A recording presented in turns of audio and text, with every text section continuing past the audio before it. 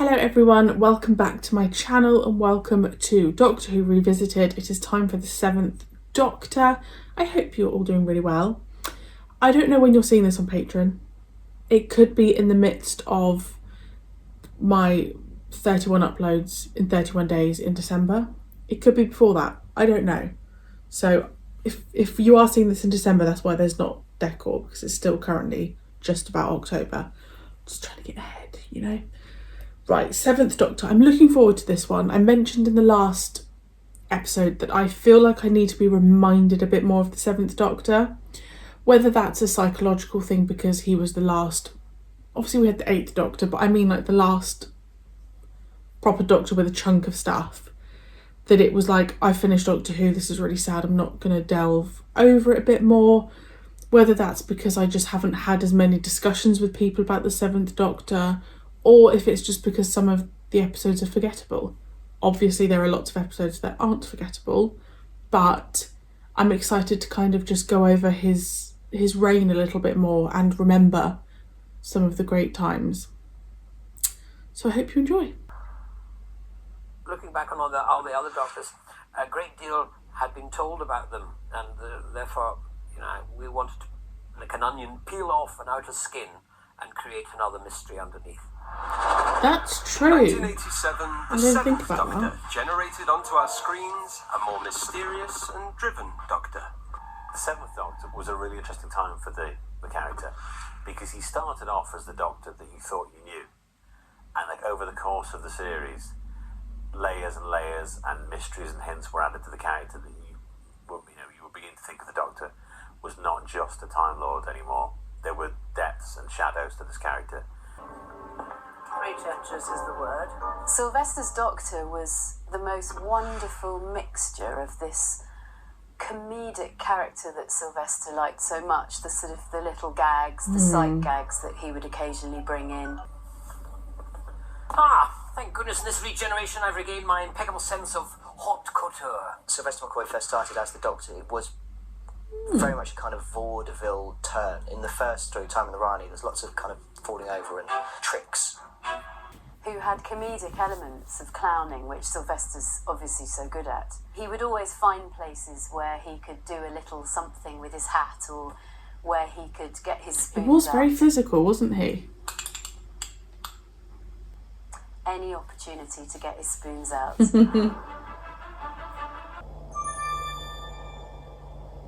There was a real quirkiness to him, and a real charm, and a magic about him. I mean, you know, there was this whole thing of, was he Merlin, you know, so was he was like a sort of wizard. Feel the chill in your bones.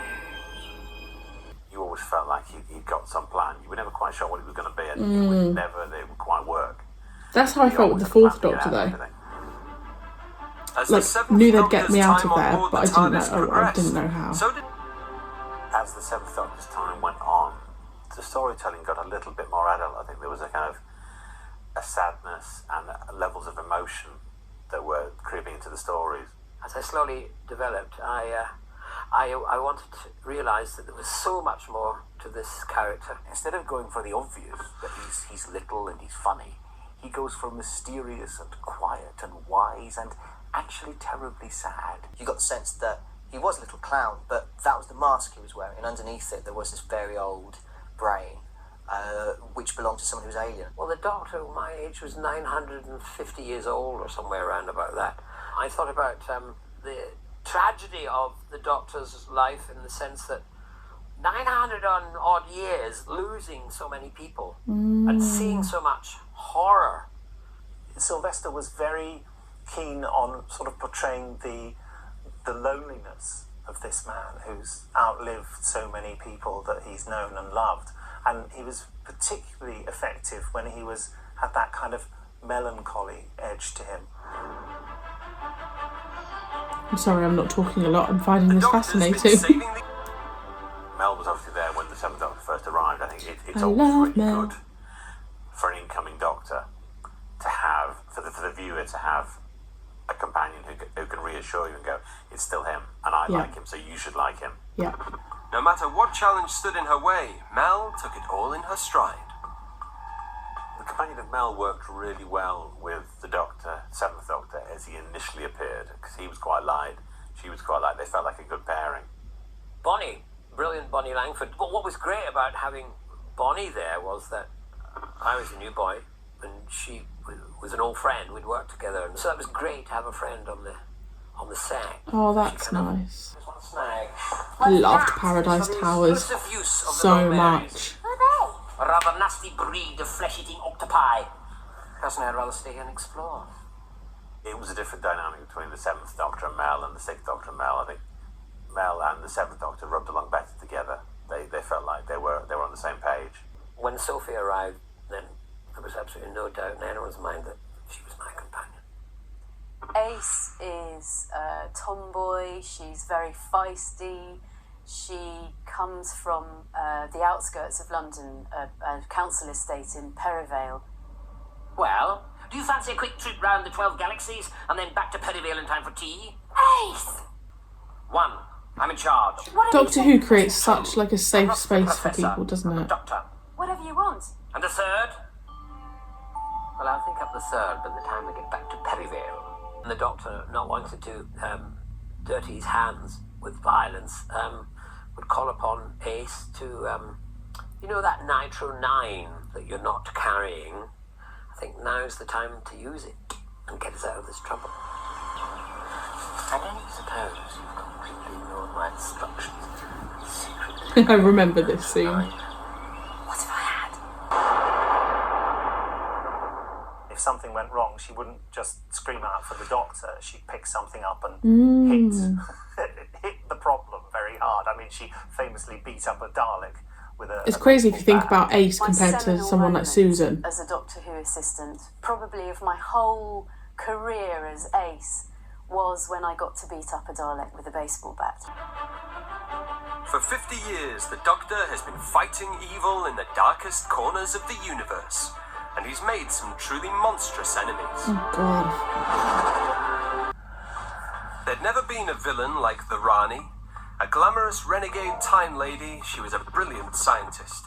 A typical day's work involved kidnapping Einstein, growing a superbrain, and blowing up a planet. In his bewildered state, the 7th Doctor agreed to help her, thinking that she was his companion, Mel. That looks so The weird. Rani was a master of disguise. But you seem to be losing control.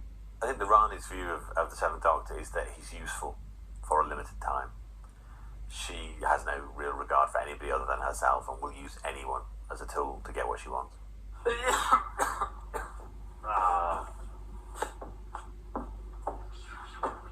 You know, I can't help feeling sorry for the Rani, Mel, getting caught in her own devious trap. She's got nobody to blame but herself. Suppose so. The Doctor has battled with the Daleks throughout space and time. But when the 7th Doctor came face to face with a new breed of Daleks and their creator Davros, the encounter would prove to be highly Oh, this was good though, explosive. wasn't it? And when I found out that I was going to have a story, in fact my very first story as the sole assistant with the Daleks, that was a big thrill.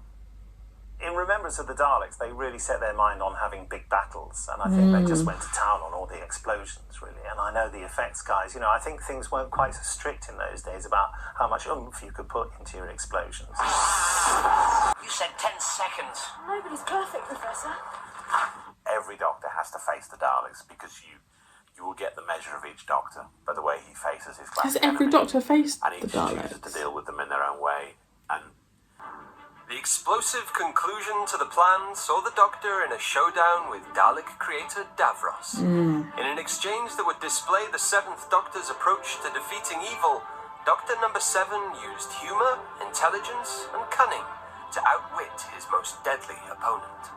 There's a good tradition in Doctor Who of the Doctor being cross with the bad guys, but mocking them and not merely lecturing them. And then it's rather good when the Doctor finally gets to speak to Davros in remembrance of the Daleks, where he just mocks Davros' ranting. The Daleks shall become Lords of Time!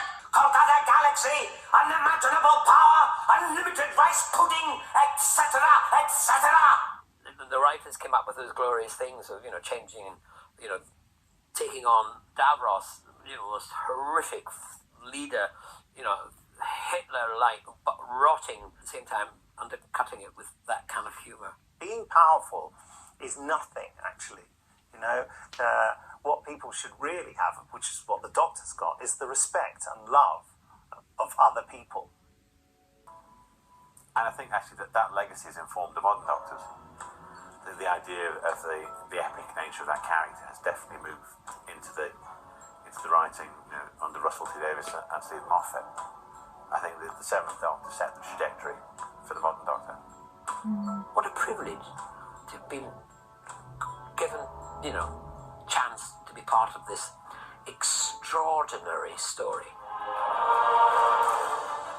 My favourite thing is when I hear an actor talking so fondly of Doctor Who, and particularly when I hear one of the actors that played the Doctor talk so fondly and be appreciative of what they were a part of, because, when you're a fan of something, you want people who are involved to love it as much or even more than you do, so that was really nice.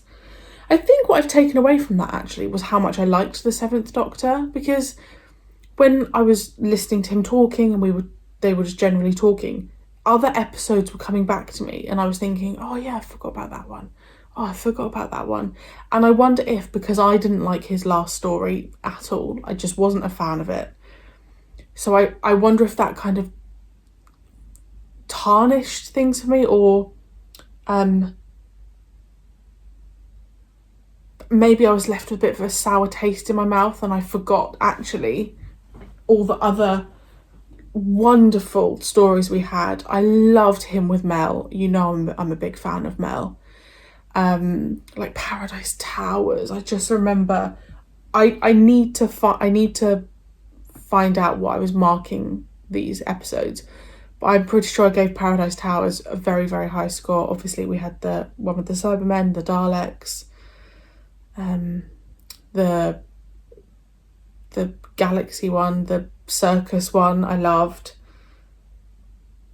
And I don't know. I don't know. I just don't know. I wonder if, because obviously when I would watch Doctor Who, I know obviously I had the Eighth Doctor, but I only had the Eighth Doctor for a TV film. So let's just forget that for a second. But with every other Doctor, I've had a Doctor follow on from them. So I've had that immediate comparison. And I would always know when the next Doctor started, how I really felt about the previous Doctor. But because I didn't have that with the Seventh, I just don't think I've ever taken time to think, well, how did I feel about him? And actually I really liked him. I do think he was refreshing. I think he had two solid companions. Ace, I will say, took some time to grow on me. And I know for many, many people she is like a top 3 companion. She's not a top companion for me, but I love her and the Seventh together, so I fully appreciate that. But what I was thinking whilst watching that, maybe selfishly of me, was, God, I really miss the Third Doctor. So I know the Seventh isn't a favourite, and I will never stop talking about how much I love the Third Doctor, because it still shocks me to this day how much I fell in love with that Doctor and how I never thought I would have my Doctor from a classic era. So obviously I know that Pertwee's my favourite, but I really do like the Seventh, and I did my ranking of the Doctors of the classic era. I think the Seventh was quite far down, but I wonder if that just comes down to like how much time I feel like I've had with him. Because it didn't feel long with the Seventh Doctor. I'm so excited for Adam to get like really into, like, once, not through with the First Doctor, but once we're really into the First Doctor, I'm just so excited for my fiance. We're doing a watch through. He's never seen it before. I'm just so excited for him to discover some of my favourite episodes, and just to see like how he feels about certain episodes. Like, what was the last episode called? Survival? Like, would he like that? Maybe. Loads of you like Survival. It just didn't quite do it for me, but what a wonderful actor, and I'd love to meet him one day. I think... Oh no, he's not going. I need to do a Comic-Con. But they scare me. I get scared of meeting people because I don't know what I'd say. But I would really like to do a convention before it's too late. But yeah, it's been wonderful. I feel like I've kind of completed this now. I will be interested to see how they approach the 8th Doctor. Whether they mention like audiobooks and stuff. Yeah, it will be interesting to see what they kind of fill that with, because I don't know how much content you could put into that. But for the core journey, this has been so nice. It's been so nice reminiscing and looking back over and kind of listening to how I'm feeling. Like I said with the 7th Doctor, I felt something watching that. And I just had a great time. I bloody love the classic era, and I'm so glad that Adam has decided to watch it for the first time with me, because it's so fun. Anyway, I shall stop rambling. Thank you for joining me, and I will see you very soon for my next reaction. Adios.